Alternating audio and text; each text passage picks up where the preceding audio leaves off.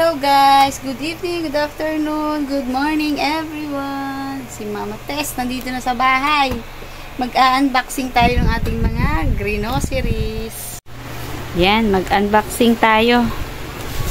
Meron tayong juice. 1, 2, 3. Daran!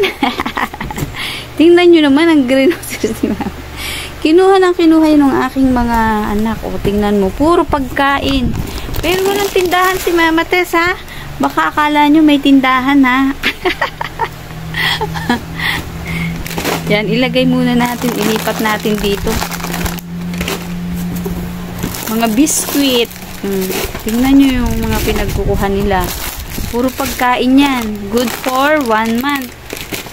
1 month na supply. Mga chichurya, may kape.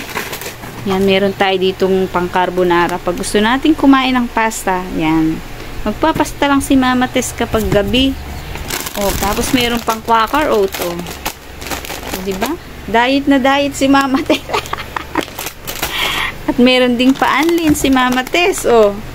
Diba? Kasi nirarayuman.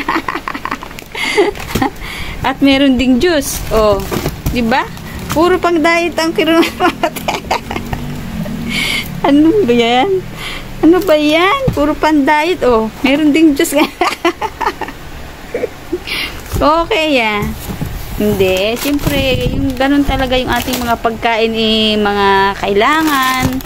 Medyo, ano na yung mga pagkain natin, may edad na tayo, eh. Ito, sa anak ko to, mga pinagkukuha niya mga, yan, meron siyang gatas dyan.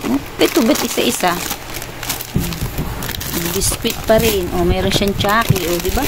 Kahit malalaki na yung mga anak ko, may mga pagkain nila, mga pang baby pa rin. May Chucky, may Yakult. Ayan. O, yung mga puti.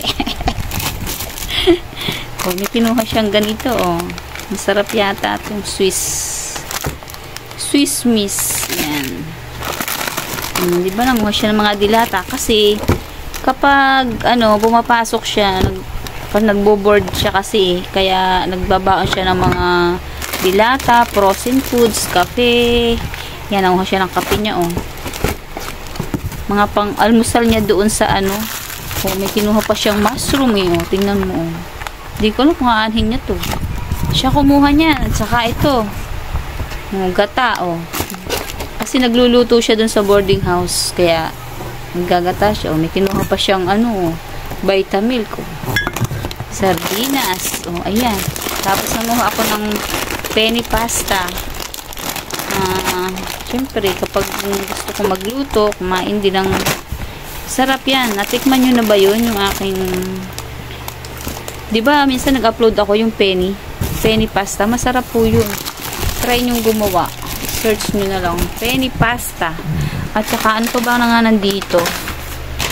Ito, yung mga disposable. Siyempre, kapag may mga bisita tayo, minsan, kailangan natin yan. Hindi ko natanggalin, oh. Mga disposable na baso. Ayan. Plato, kutsara. At, siyempre, andito yung mga shampoo, toothpaste, Colgate. Ayan. Hindi ko natanggalin, ah. Saka ito, namili ako ng nagluluto ako ng sopas. Kailangan ko magluto ng sopas today. Yun daw ang aming dinner ngayon. Okay, bye-bye. Thank you so much for watching. See you sa next video. Don't forget to like, share, and subscribe. Thank you so much, guys. Oops, teka lang.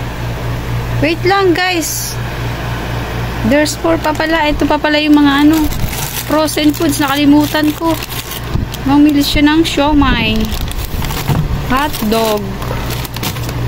Tsaka itong sari-saring gulay. Ano to? Nanguha pa pala siya ng mga ganito, skinless. Yan, tocino. At saka nanguha ako diba ng pang pizza. Yan. Pizza crush. Kung gusto natin kumain ng pizza, magpipizza na lang tayo. Tsaka yung chicken. Ayan. Yan yung ating napamili. Saka yung itlog. Itlog.